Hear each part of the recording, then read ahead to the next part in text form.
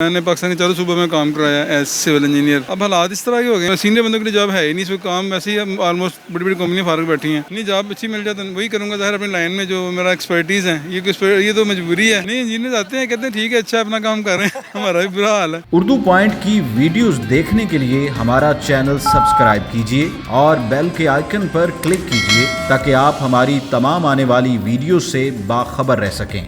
अस्सलाम वालेकुम नाज़रीन, आप देख रहे हैं उर्दू पॉइंट। मैं हूं फ़ारूक शहबाज वड़ाइच। आपने बिरयानी मुख्तलिफ़ किस्म की खाई होगी, कभी लाहौर की, कभी कराची की, कभी पेशावर की, लेकिन आपने कभी इंजीनियर की बिरयानी खाई है?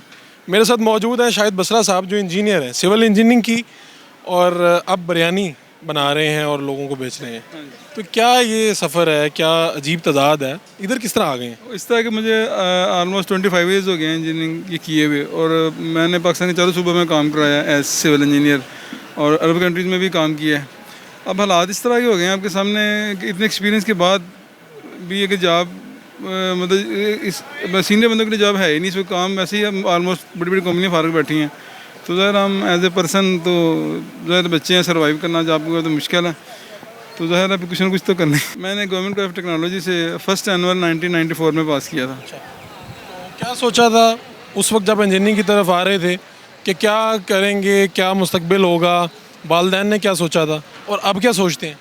बस अल्लाह का शुक्र, अच्छी जॉब भी की है, एज प्रोजेक्ट मैनेजर तक भी जॉब की है। लेकिन मैंने जॉब की प्राइवेट लाइन में रहा हूँ, प्राइवेट, और प्राइवेट जो सेक्टर है ना, इसमें आपकी जॉब होती है सब्जेक्ट टू प्रोजेक्ट। जब तक प्रोजेक्ट बनता रहता है बस वाह, जब प्रोजेक्ट खत्म हो गया तो बस फारग कर देते हैं। मतलब नथिंग ऐसे कोई बाद में फैसिलिटी नहीं होती कि जैसे बाद में होता है ना कि बाद में पेंशन मिली, कुछ भी नहीं। बस जब तक सब्जेक्ट है, आपके पास प्रोजेक्ट है, आप उसके लिए हैं सब कुछ। जब प्रोजेक्ट खत्म हो गया तो आप खत्म हो गए। इवन अगर जॉब हो तो आप ये काम नहीं करेंगे?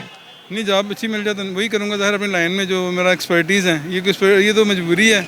अब ज़ाहिर है जब बच्चे सारे पढ़ते हैं अभी तो सर्वाइव तो करना है। नहीं इंजीनियर आते हैं कहते हैं ठीक है अच्छा अपना काम कर रहे हैं, हमारा भी बुरा हाल है। इवन आपको ये फेसबुक से देख के मुझे एक इंजीनियर ने कॉल की कहीं से, DA किया हुआ था, कहता जी आप DA की बिरयानी बेच रहे हैं? मैं कहा जी आपने भी किया है? कहता जी मैंने भी किया। मैं आप क्या कर रहे हो? कहते धक्के खा रहा हूँ, नौकरी ढूंढ रहा हूँ। तो मैं फिर भी पूछ रहे हो नहीं दिया कि बिरयानी क्यों नहीं बेचते? नहीं कुछ ना कुछ मैं बेचना शुरू कर दो। कब से लगा रहे हैं यहाँ पे, कितना कमा लेते हैं?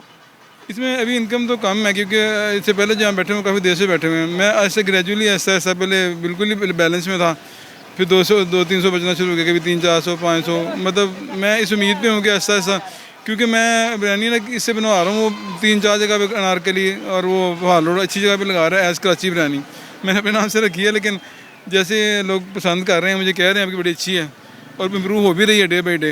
इन फ्यूचर नियर फ्यूचर इंशाल्लाह ये काफ़ी। जब स्टार्ट किया है तो घर वालों की तरफ से क्या रिस्पांस है? आपकी बेगम, आपके बाकी उन्होंने क्या कहा?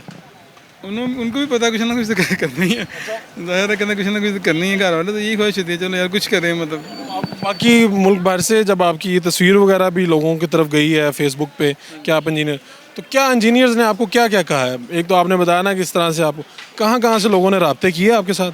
ये पेशावर से कॉल आई थी इंजीनियर कहते हैं यार ऐसे इंजीनियर का इंसल्ट नहीं होगा। वो पहले पश्तो बोलना शुरू हो गया। मैं कहा यार पश्तो नहीं आती, उर्दू में बात कर सकते तो कर लो।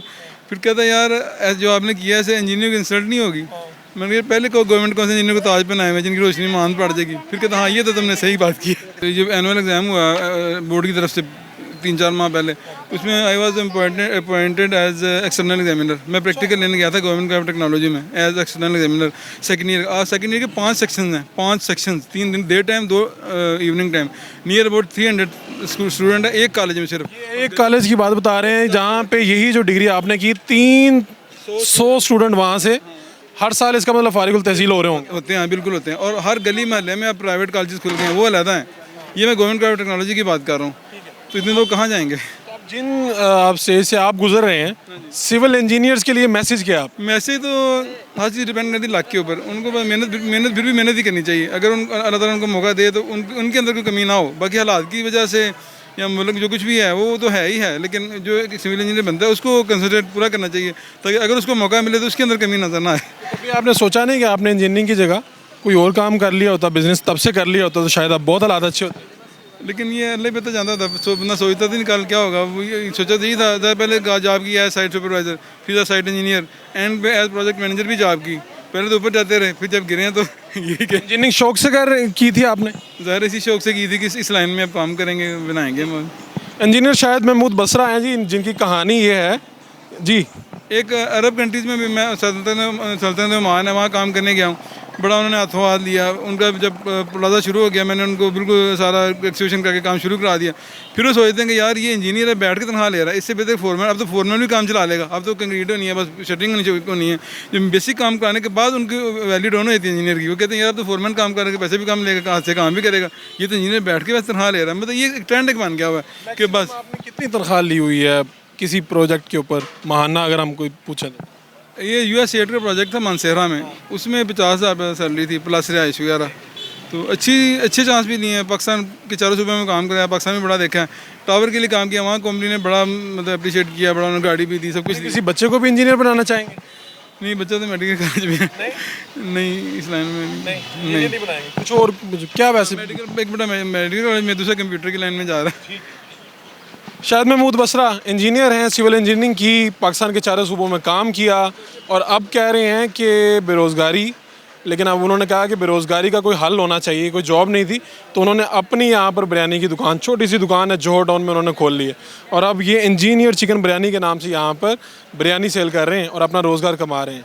लेकिन ये कहते हैं कि जो लोग हैं, जो स्टूडेंट्स हैं, उनको पढ़ते वक्त मेहनत करनी चाहिए और सोचना चाहिए कि वो जो काम कर रहे हैं उनमें उनका मुस्तकबिल है कि नहीं। अपने मेज़बान फ़ारूक शहबाज वड़ाइच को इजाज़त दीजिए। अल्लाह निगहबान।